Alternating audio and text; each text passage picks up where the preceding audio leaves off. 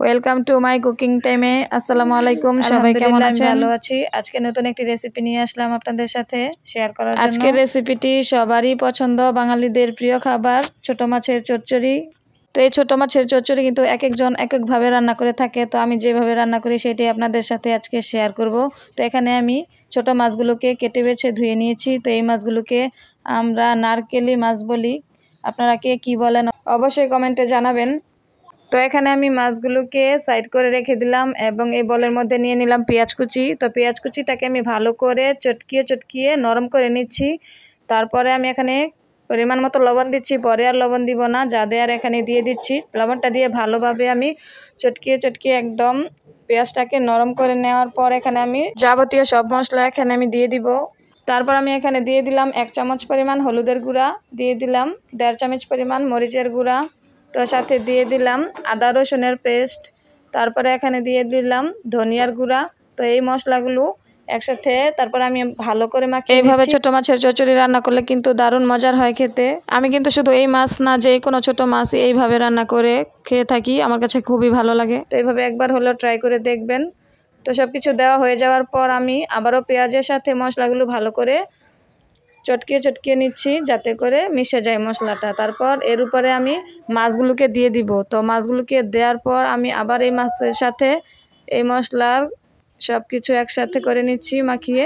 তো ভালো করে মাখিয়ে নেওয়ার পর এখন আমি এটা সাইড করে রেখে দিব। তো এখন আমি কড়াইয়ের মধ্যে তেল বসিয়ে দিব। তো আমি কড়াইয়ের মধ্যে কিছুটা পরিমাণ তেল দিয়ে দিলাম। তেলটা গরম হওয়ার পর এই তেলের মধ্যে আমি পেঁয়াজের সাথে মাখিয়ে রাখা মাছগুলো দিয়ে দিব। এইভাবে রান্না করতে কিন্তু একদমই ঝামেলা কম হয়। তো এইভাবে আমি তেলের মধ্যে সবগুলো দিয়ে দিচ্ছি। এরপর একটু নেড়ে চেড়ে দিব। একদম আলতোভাবে নাড়তে হবে, নয়তো কিন্তু মাছগুলো একদম ভেঙে যাবে, যেহেতু এগুলো ছোট মাছ এবং নরম থাকে ছোট মাছ। তো আলতোভাবে নেড়ে দিচ্ছি। তো এভাবে একটু পর নেড়ে দিতে হবে এবং এই তেলের মধ্যেই কিন্তু এই মাছগুলো সিদ্ধ হয়ে যাবে। তো একদম ভাজা হয়ে গেলে এই রান্নাটা কিন্তু রেডি হয়ে যাবে। তো আমি একটু ঢাকনা দিয়ে ঢেকে দিয়েছিলাম, এর মধ্যে কিন্তু পানি উঠে গেছে।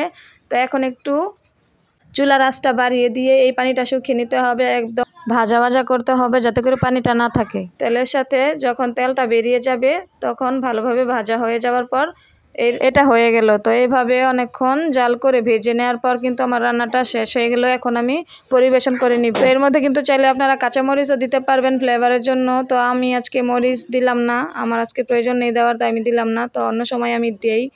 তো আজকে আমি এভাবেই রান্নাটা করলাম। কে আমার এই ভিডিওটি এই পর্যন্ত দেখেছেন অবশ্যই কমেন্টে জানাবেন এবং রেসিপিটি ভালো লাগলে বাসায় ট্রাই করে দেখবেন।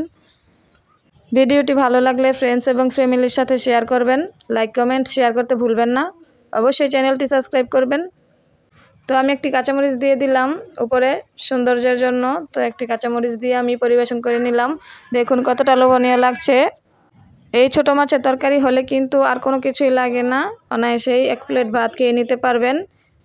তো আজকে এই পর্যন্তই, আবার দেখা হবে অন্য কোনো নতুন রেসিপি নিয়ে আপনাদের সাথে হাজির হয়ে যাব।